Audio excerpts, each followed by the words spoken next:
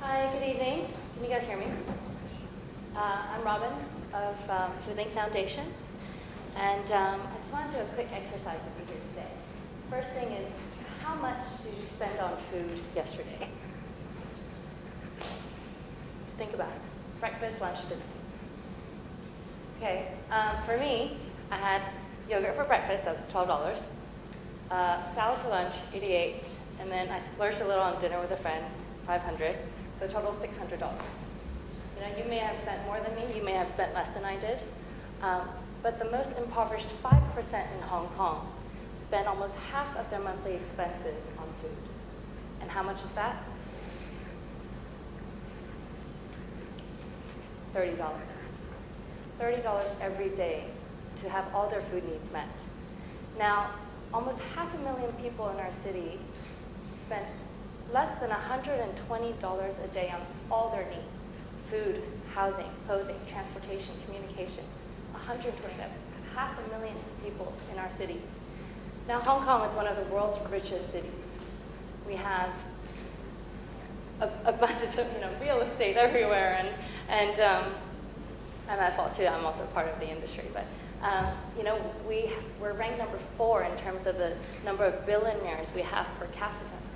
Yet behind all this wealth and prosperity, there's this great inequality of wealth, and there's this forgotten people who are vulnerable to hunger and poverty, and they exist, but we don't often see them.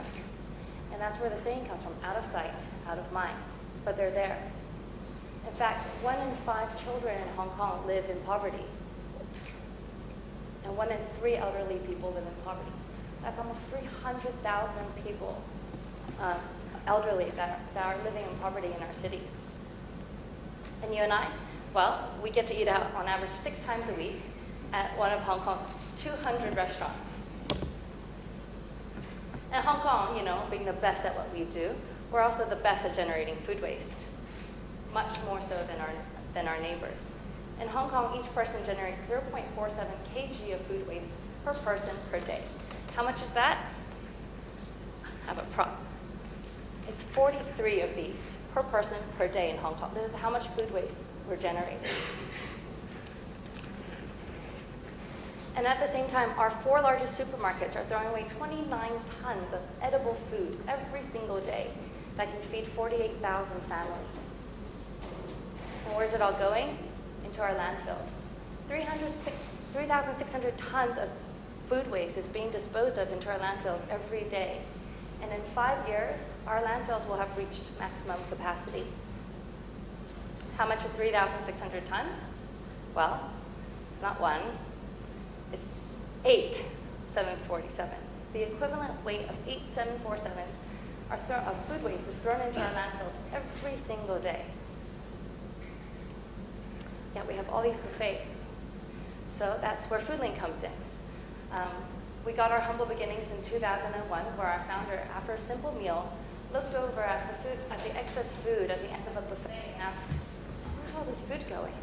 And she found out that it's going straight into landfill. So she decided to do something about it. She packed up the excess food and brought it to a homeless shelter nearby. So this happened for a while, but then again, in 2003, SARS hit Hong Kong. Oh, hold on, wait. SARS Hong Kong looks like that.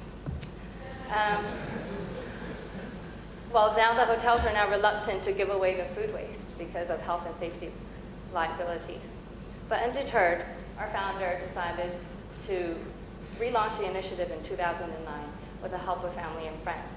And so we formally established FoodLink Foundation in 2009 as a charity.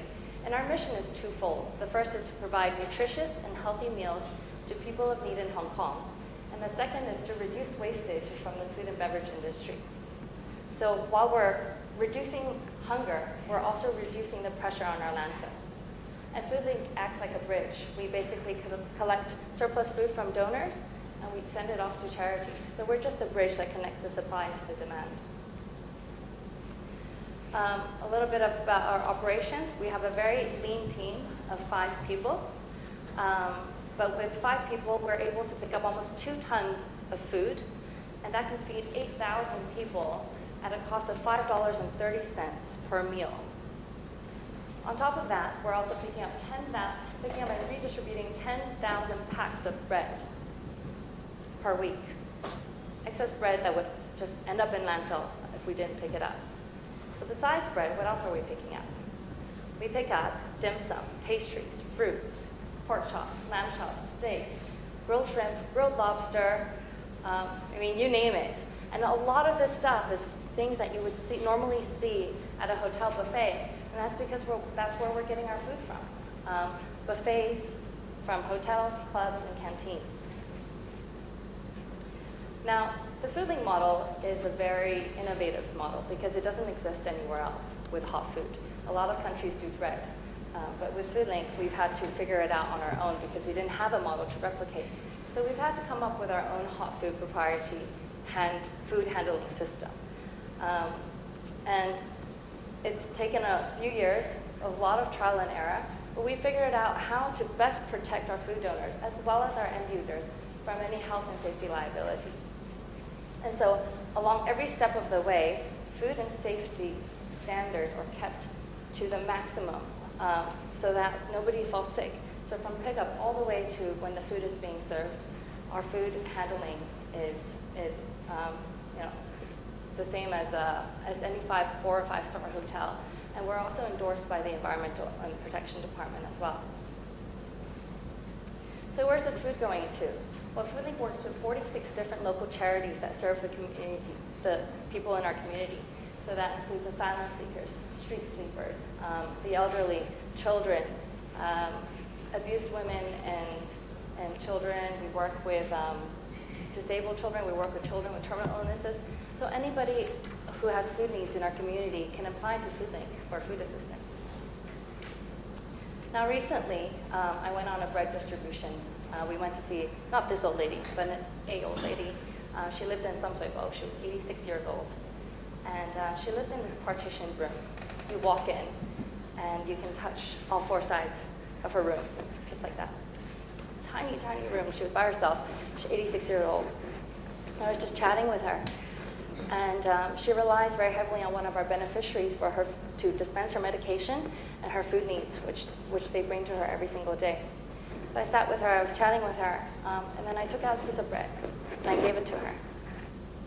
And I reminded her, oh, Paul, please don't forget to eat this piece of bread in 2 days because otherwise it's going to go bad. And she looked at it, and then she gave it back to me. She said, give it to someone else. I'm here waiting for death anyway. And I had my heart broken that day.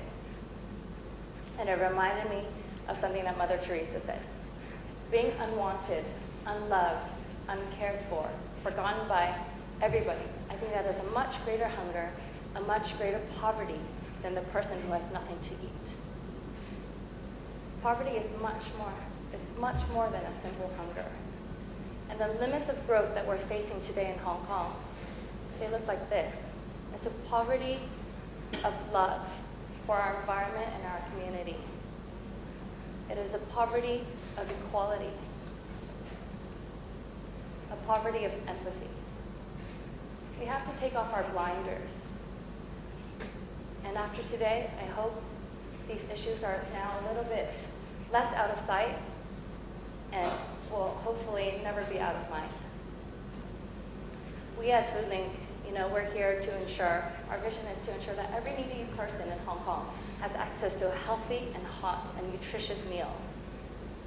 And as we grow as a community and as we're here today and as we grow in this period of economic growth, I hope that we take the responsibility to care for the people of our home and our city. So thank you very much for your time.